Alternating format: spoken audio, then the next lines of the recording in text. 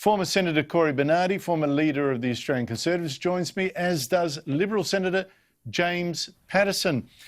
James, speaking of China, you've called for the Chinese state media to be denied unrestricted access to our federal parliament as journalists. I mean, why is that sort of cutting against what I just said? Well, because, Andrew, if these Xinhua News Service journalists are indeed journalists in any sense of the word, they do not resemble journalists that we have here in Australia. They work for a state-owned, state-directed, state-controlled Communist Party news agency, which has been credibly accused elsewhere in the world of facilitating propaganda and disinformation and even engaging in espionage. And yet they have access to Parliament House, unrestricted access to Parliament House, and the right to sign in guests to Parliament House with no oversight at all. And that led to a very serious incident on the 26th of June this year at the Prime Minister's press conference, where, as we now know, on the same day that Xinhua journalists were raided by ASIO in Sydney, Xinhua journalists turned up to the Prime Minister's press conference and aggressively filmed Australian journalists in an apparent attempt to intimidate them. Now, I think the right to come into our parliament is a privilege, and it should come with a reasonable expectation of appropriate behaviour. That was not it, and I think their status should be reviewed.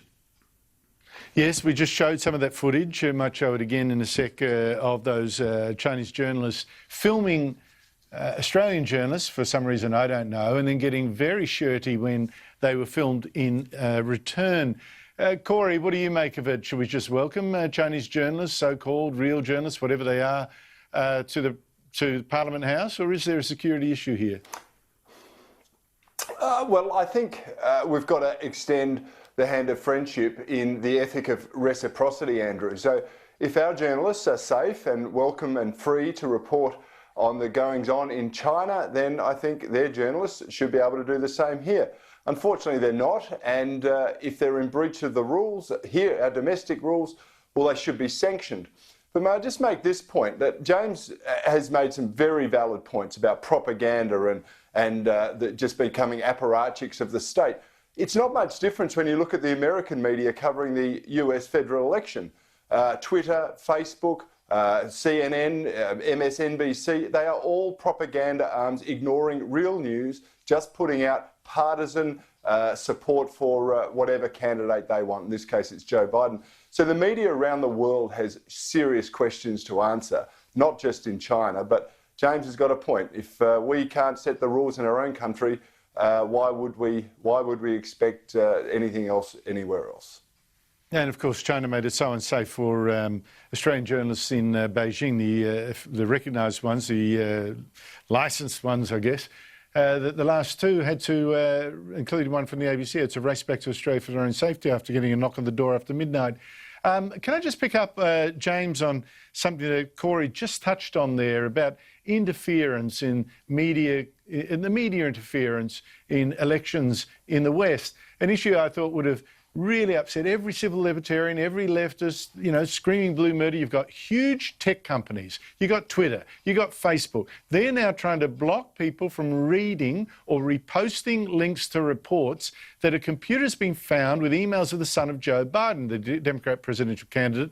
These emails show Hunter Biden arranging a meeting between a Ukrainian gas company that was paying him reported $100,000 a month to this guy who's had been a drug addict, etc. And his father, he arranged the meeting between him and his father when Joe Biden was vice president and in charge of Ukraine policy. What do you make of how the social media giants are trying to smother this story?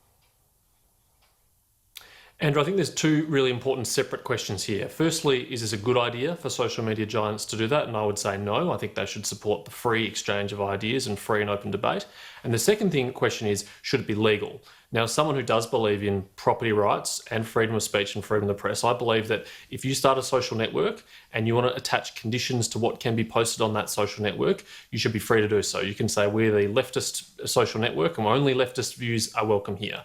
But I think you should be honest about that and admit that and not hide behind cute excuses like, oh, we don't allow the posting of private information, or we don't allow information we don't know the provenance of. I mean, these social networks allowed WikiLeaks material hacked from the United States government to be posted very happily, but they're a bit uncomfortable about emails coming from a laptop handed into a New York repair store. So I think they have to be consistent and have to be upfront and honest, and then it's up to us to judge them accordingly and take our patronage where we want to put it.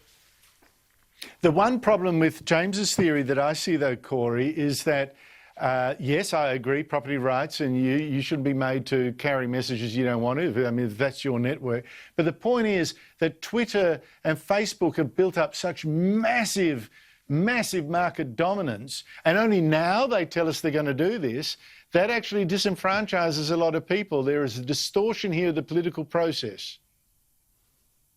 Andrew, I absolutely agree with you, but there is a technical difference. The media giants, when they were startups, they decided they didn't want to be publishers. They were just platforms. And so they were given an exemption under, I think it's Regulation 230 in America. And that exemption basically said, well, as long as you don't stifle the conversation, as long as you don't interfere and censor the conversation, we won't hold you to account for what is on those networks. And that's why they don't get sued, the social media networks, for what would be libelous in any other place. It's up to the individual. And so they're now in breach of that. It was all good and well when they were little computer boards or bulletin boards and people were building up their business, but now they have effectively a monopoly or a monopolistic oligarchical behaviour there. They say, well, we're going to censor whatever we want to.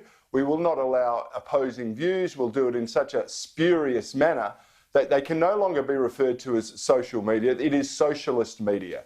They are the gatekeepers to what we can see out there. It is an absolute travesty, and I think personally, it's now publishers. Yeah, they are. And let's sue them. They should be held to the. They should be held to the same account as publishers, and if they won't be held to that account, they should be broken up and dismantled. It's not about disrupting their property rights. They have changed the game from when they started. James, finally, the ABC keeps suggesting these emails are a hoax. The interference they're running on this, half their program on AM this morning was, oh, there could be Russians, disinformation from Russia. Could be, all that kind of stuff, instead of looking at the substance of them. America's head of national intelligence says the Russian collusion story is false. Have a listen. Hunter Biden's laptop is not part of some Russian disinformation campaign, and the FBI has had possession of this. What I can say, without commenting on any investigation that they may have into corruption or fraud, is to say that their investigation does not center around Russian disinformation, and the intelligence community is playing no role with respect to that. And, of course, Joe Biden himself has not said these emails are false. He's had days and days to do it. He refuses to do it. James, would you like a little bit more fair reporting from the ABC on this? He says, ironically. Andrew, from 100,000 miles... Yeah, from 100,000 miles away, it is very difficult for me to determine the truth of this matter. What I think, though, is that the American people deserve to have open and free debate on any issue germane to the outcome of the election, just as we would want here in Australia. Yep. We should be able to have the full and free and fair facts and make up our own minds. James Paterson, CORY BERNARDI, it was a great pleasure to catch up with you both. Thank you very much. Thanks, Andrew.